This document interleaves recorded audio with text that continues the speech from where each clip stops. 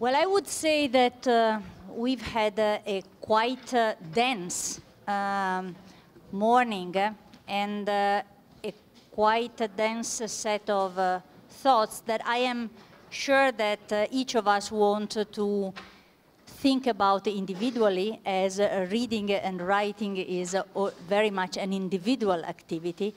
Yet, because we have the pleasure and opportunity to have our guests now, maybe we also want, some of you would like to make a collective, and we have time for maybe one or two very quick questions or clarification, should we have any. Any opportunity or... yes. We even have a gadget, a present, yes. Thanks to Moleskine. Moleskine has made it possible to have a little memento so that we can take notes and write more. Write more and contribute physically to the writing deluge. No, is there any comment or any other? Please. Actually, I think that we need to pass if we need to.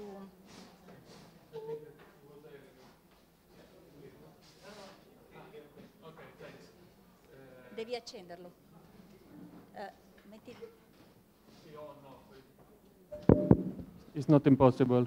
And thank you very much. And I'm Oreste Pollicino, Professor of Media Law at Bocconi. My question is linked to the passage from the sociological and to a legal dimension that clearly could be perhaps not so interesting, but I think that could be in a way connected. And my question is especially to Luca, but perhaps also the other speakers would be interested in answering, is the following. You have spoken about who is the protagonist in online publishing. And my question is, from a legal point of view, there is a not so long bridge from responsibility to liability. And then when we arrive to liability, my question is, today, which is the liability of the internet service provider, in particular in the social network? Or better, we know what is the liability, but my question is a liability that from a legal point of view is updated to the progress of technology? I'm clearly referring, first of all, to the European legislation. Second question, sorry. There are only other two. The second question, very briefly, which could be the best approach? A self-regulation trying to fix best standard, or in a way a hard regulation? And if this hard regulation could work, has any sense to imagine a European model of, for example, data protection, like now the proposal of the Commission is going to address? Or perhaps it's better to try to find a compromise between a European vision and American vision on that, because for sure the problem is global. It's difficult to find a European answer to a global problem. Thanks a lot. Maybe as we are there, as there was another question there, maybe we can gather it also. Hi, thank you. I'm a PhD student here in Bocconi. The question is probably addressed to Schnapp, but also to Luca. You both mentioned about the ecosystem and the idea that media doesn't substitute each other. And the reaction was actually a reaction of specialization and the luxury.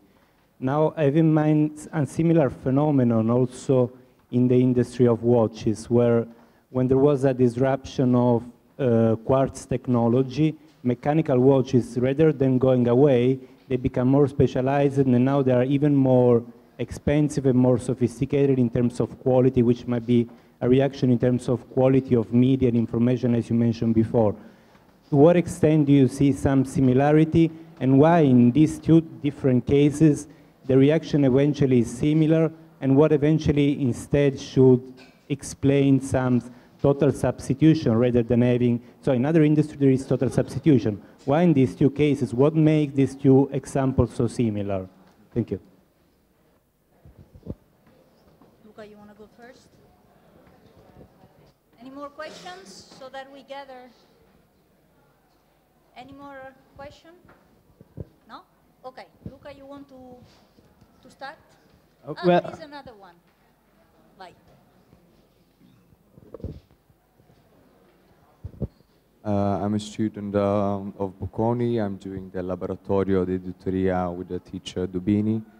And my question is, I think the second speaker, I don't remember the name, sorry for that, mentioned the creation of these models and process on the creation and on the selection of the information.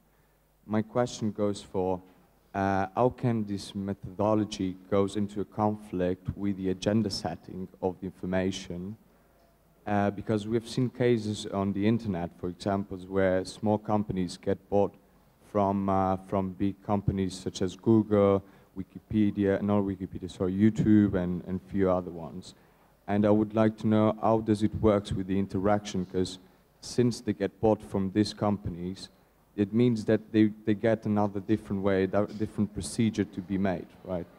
And I would like to know which could be the conflict of the, with the government, with the agenda setting, and also, is it the good way or the best way they're doing, or is it their way of doing? Ce ne abbiamo ancora. Sorry Luca, ti stiamo trasformando in una valletta. Quite a simple question, actually, relating more to my personal interest. And I want to address it mostly to Professor Schnapp and Monsieur Grillet. Do you think that this whole thing that we talked about will result in the change in the form of literature, a fundamental change? Like, do you find it possible that novels, like the Russian novels of the 1800s, can be similar things to them can be created still, or are we reducing the size and the form of literature, like the cases with the Twitter and the blogs and stuff? Thank you.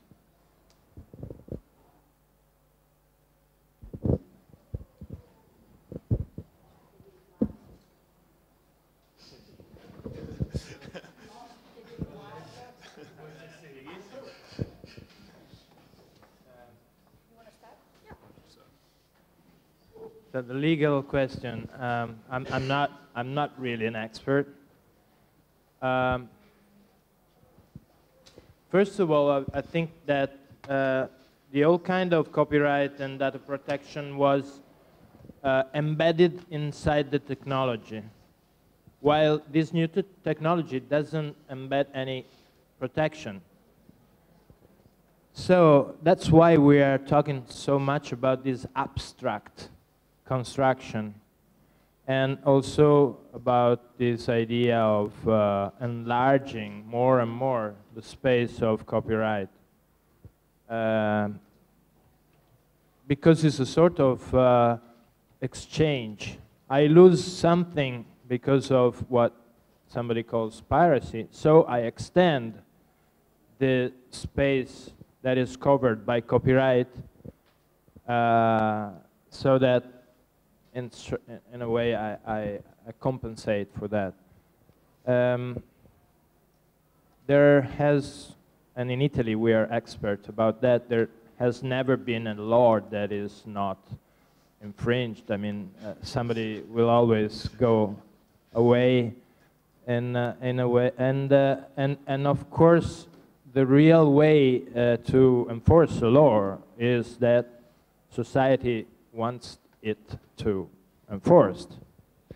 So what happens on the internet is that society is not recognizing anymore too much legitimate power to all publishers, and the music sector is completely clear.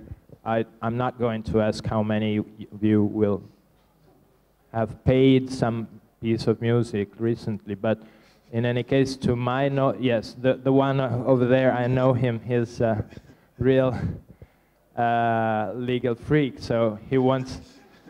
But you know, imagine I give as a gift to my son one of those cards that lets you go on iTunes and have music for free, and he didn't use it. I mean, it's, there is no. Well, so there is some conflict there.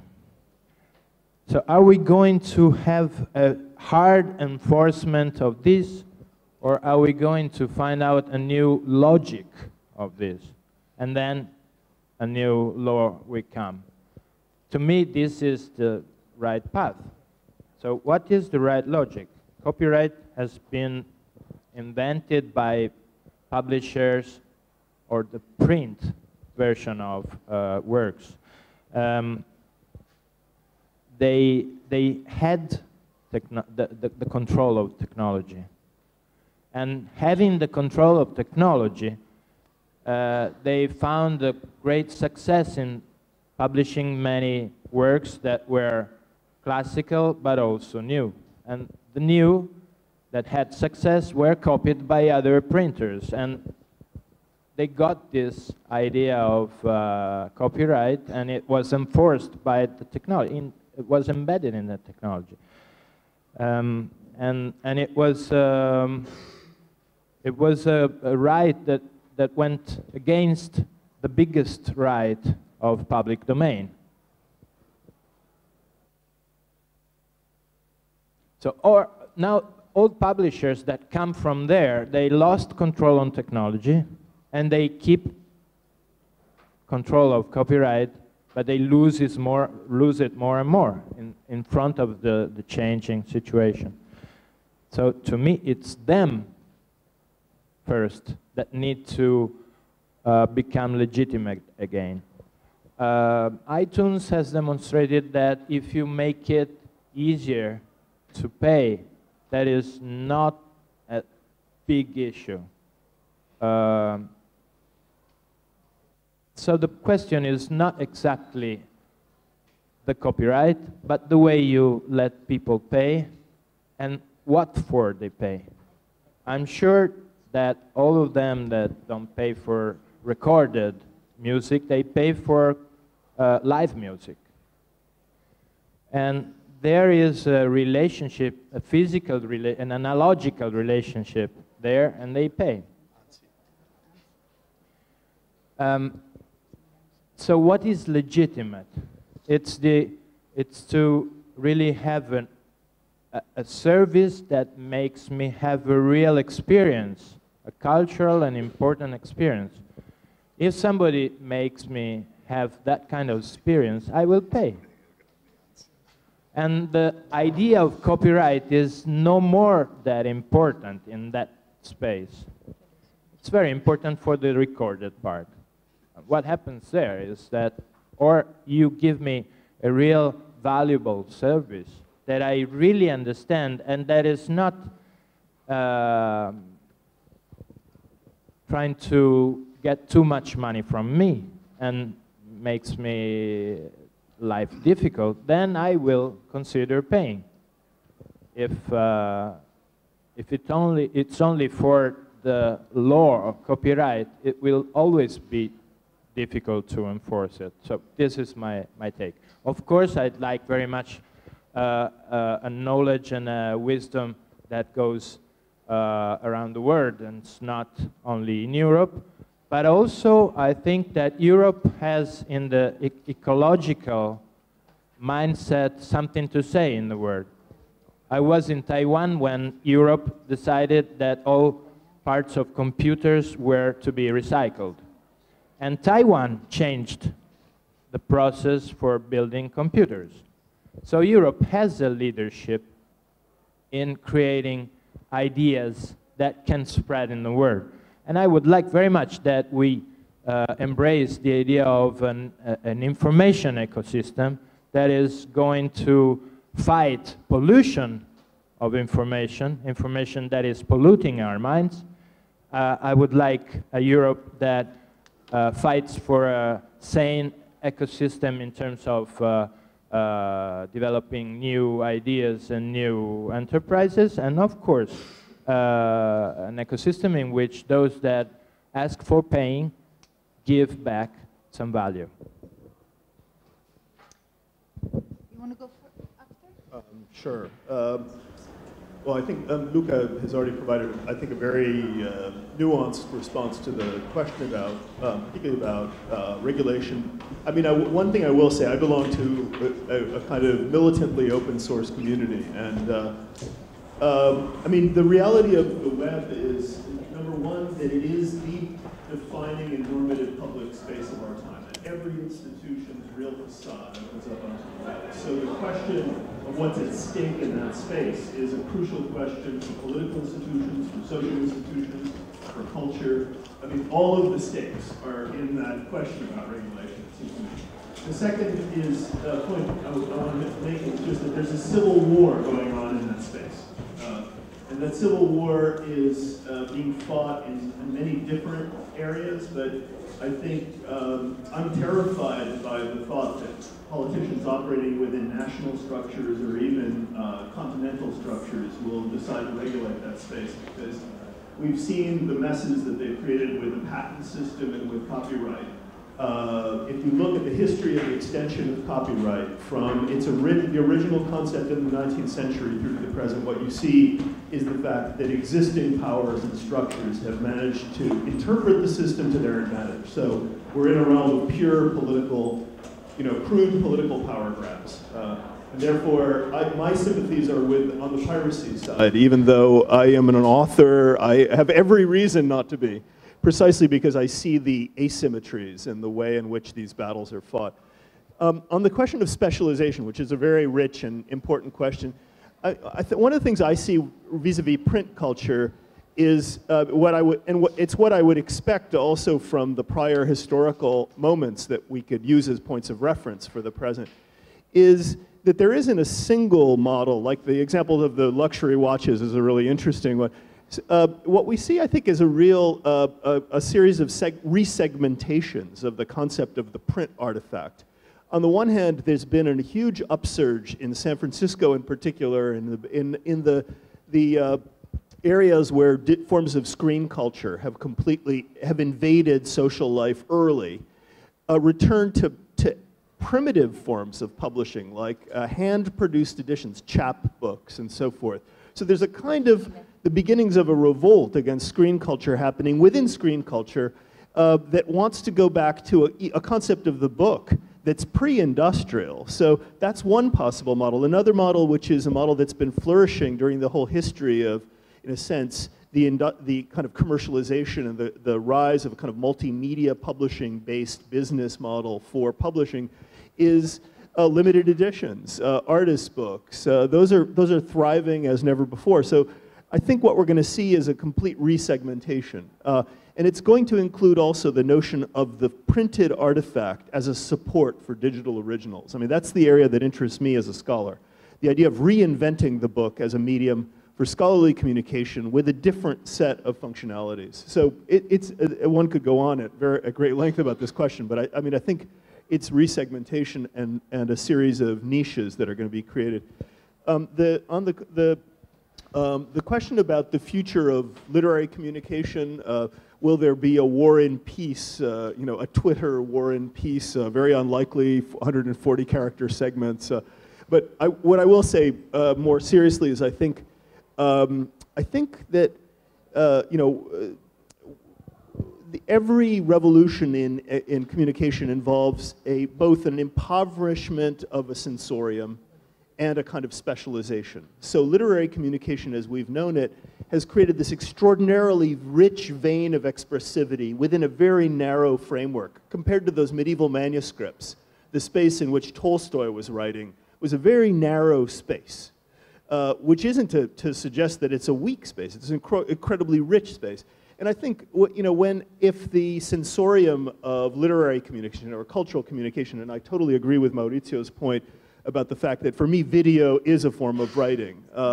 the notion of writing and the notion of what reading means in a context like ours, we have to put quotations around all of those words. But the kind of expressivities that are opened up as an affordance of these regimes of multimediality, those are, each system has its own limits and powers, and we're just beginning to see, I think, the first kind of seeds of kind of models of new cultural forms that will, I think, have all of the power, but they will not be identical to those cultural objects that belong to a different media regime. So I think that's a story that repeats itself in the history of civilizations and cultures, that accompanies every single moment. In the case of manuscript culture, the moment when authors discovered that they could pretend to be commentators, they could invade the space that was once occupied by mediators and use that for expressive possibilities, like Bocconi, who wrote notes to his own text that were supposed to be by annotators who were not himself. I mean, that's a possibility for self-authorization that expands the compass of literary expression. And of course, Nabokov and many others have vastly expanded that space, or Borges. So I think every moment has affordances and limits that represent new opportunities for cultural communication. If I can add one thing, because then you were...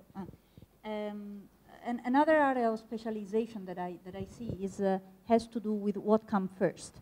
Because coming from the paper tradition, we're used to think that you find a way to diversify after into, which may just happen that you test it on digital first, and then at one point you decide that there is the opportunity and the possibility to have it on paper. And another part would be on the relationship between the graphic part, the illustration part, and the text. This, what I think is that we are going to see a fantastic explosion of examples and of things that we don't even know how to define. I was looking at a supposedly child book yesterday on iPad, which is called Numberless. It really looks like Metropolis for iPad, and it's also an alphabet book, and it's to me, it's one of the last things I would think would be to give it to a child as an alphabet book, but you never know. Huh? There is. So, and for us, in the management world, all this opens up all this array of reasons about how do you position this, how do you promote this, how do you, who do you sell it to? Who is the customer for this type of thing? Which explains the reason why I was quite in a quick way eliminating videos, because that opened up a different competitive domain that I wanted not to talk to. Okay, anything else? No? 1, 2, 3? Okay, thank you very, very much for this.